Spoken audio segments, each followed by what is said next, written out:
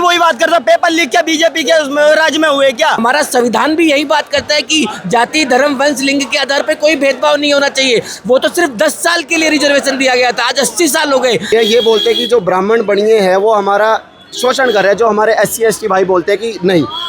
पर आप ये बताइए, रिजर्वेशन के आधार पर आप ये बोल रहे हैं कि हमारे साथ नहीं होना चाहिए भेदभाव, तो रिजर्वेशन ही उसका आधार है, आप उसको पहली बात हटाइए।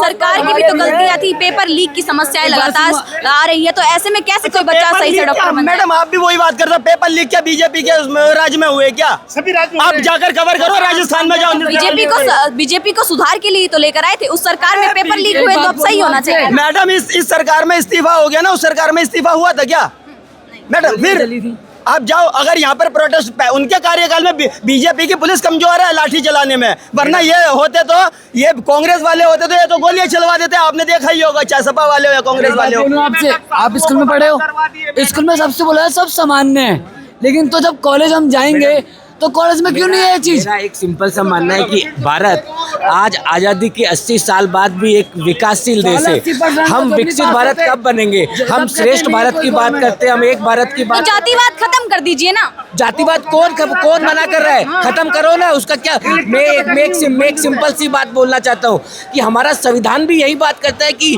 जाति, धर्म, वंश, लिंग के आधार पर कोई भेदभाव नहीं होना चाहिए। वो तो सिर्फ 10 साल के लिए रिजर्वेशन दिया गया था, आज 80 साल हो गए। ये वोट बैंक की राजनीति चलती जा रही है। आप ये देखो कि 2 बच्चे हिट एंड फिट थे, आज एक बच्चा बिल्कुल मृतप्राय अवस्था में। हमारी जो मतलब एक वो कास्ट है, अभी आपने कह दिया तिलक तराजू और तलवार इनके मारो जूते 4, इसका क्या मतलब है? ये की लड़ाई है जी। एक्चुअली मेरे 2-3 पॉइंट है, मैं ज़्यादा चिल्लाऊंगा नहीं क्योंकि गला बैठ चुका है। पहली बात, हम रिजर्वेशन की बात कर रहे हैं, रिजर्वेशन हटाओ ये आंदोलन है, तो किसी और के बारे में जो यहाँ बातें हो रही है वो बेफिजूल है, नहीं करनी चाहिए हमें, क्योंकि उससे जो दूसरी बिरादरी है वो खफा होंगी, जो कि हम चाहते नहीं है। हमारे पीसफुल प्रोटेस्ट है, इसको बिगाड़े मत, ये सबसे अनुरोध है। दूसरी बात, हाँ जी, दूसरी बात हम करते हैं कि रिजर्वेशन हटाओ की बात हो रही है, ये बोलते हैं कि जो ब्राह्मण बनिए हैं वो हमारा शोषण कर रहे हैं, जो हमारे SC ST भाई बोलते हैं कि नहीं।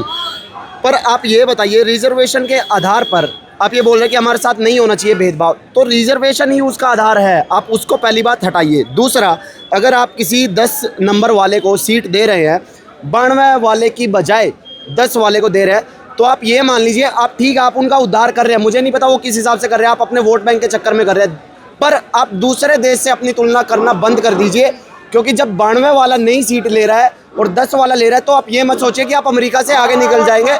भारत विश्व गुरु का नारा आप भूल जाइए जब तक ये आरक्षण इस देश में है।